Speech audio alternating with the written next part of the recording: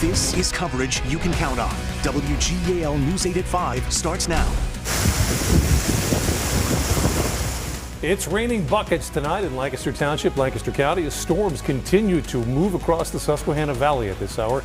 Storms have been moving east, leaving behind some ponding, some wind damage, and some brief power outages.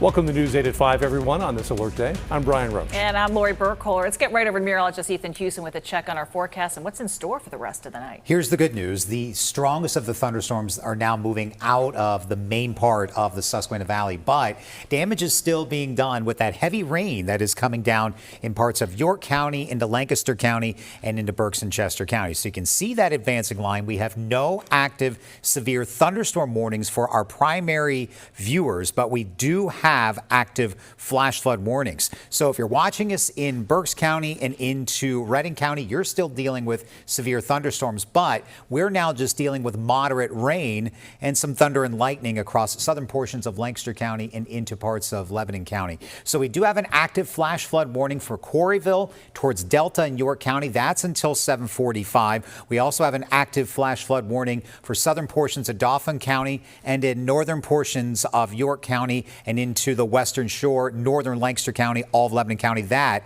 is until 6:45. If you're driving up into Berks County, the Redding area, this is a little bit higher threat for flash flooding. We know it's observed, so that's why there is that blue box there. That's in effect until 8:15. So the worst of the weather is moving out, but we have some reports of storm damage in parts of Lebanon County, Dauphin County, into Lancaster County. Still some scattered showers developing in parts of Cumberland County and into Franklin County. So we'll keep this an alert period because of the threat for flash flooding. While we still have the sun up, the weather will slowly improve in terms of flash flooding after sunset. It's going to be an impact evening, and then weather will be quiet overnight tonight. So be prepared for a quiet, muggy night ahead. More pop-up showers and thunderstorms will be out there for tomorrow, but I don't expect them to be as widespread. But some of these could still pack a punch, and get used to this type of weather pattern around for the next 10 days. Daily chances for passing showers and thunderstorms. Some days will be wetter than others. We'll talk about this more in the 10-day forecast coming up. Thank you, Ethan. And as that rain continues to move through, stay with us on air here on WGAL News 8 at 5.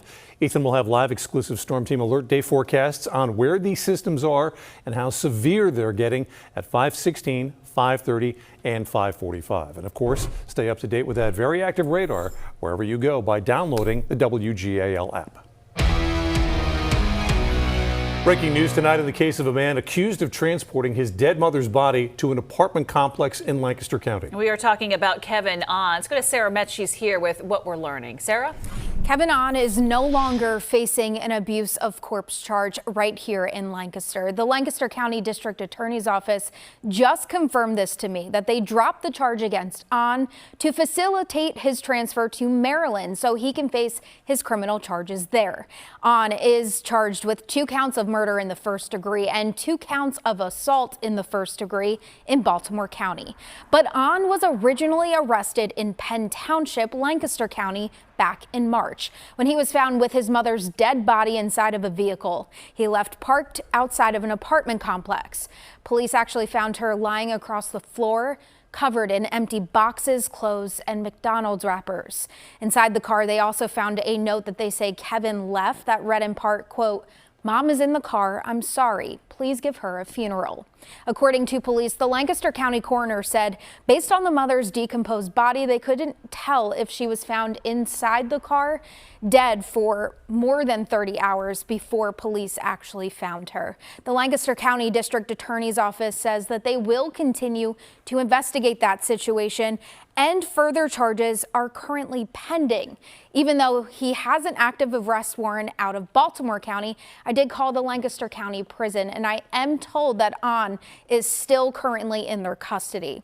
Until he is in a Maryland jail, we cannot access those court documents to learn more about those 2 counts of murder that he is facing. Back to you. All right, Sarah, thank you. Lower Paxton Township threatened to cancel its July 4th event last year because of the amount of arrests and disorderly conduct that took place. But they ultimately decided to move forward with it this year with extra safety measures.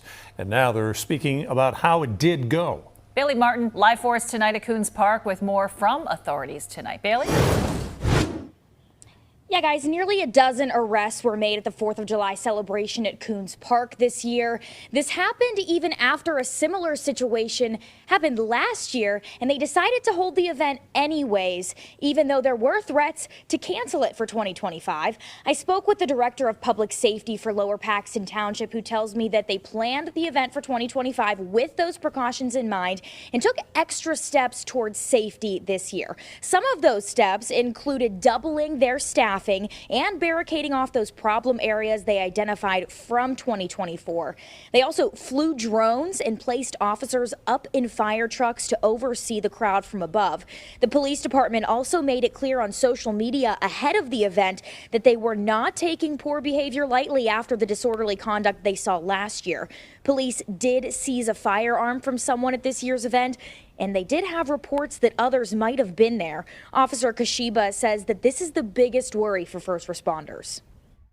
There are challenges with where the event is held based on the numerous points of ingress and egress.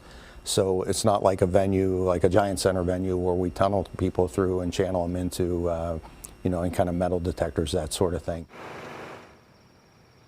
One individual also attempted to throw fireworks into a crowd of people. An officer tackled them down. In that process, that commercial-grade firework went off and burned the arm of a 16-year-old standing nearby. They were arrested on a number of felony charges, and that was the only arrest made that resulted in any injuries. Last year, 8 people were arrested for disorderly conduct type charges, and the event has a history of crime and people being arrested at it. However, they say that they're planning on moving forward in 2026 with some minor adjustments to where some of those officers are located and maybe a clear bag policy going into the next year. Live in Lower Paxton Township, Bailey Martin, WGAL News 8.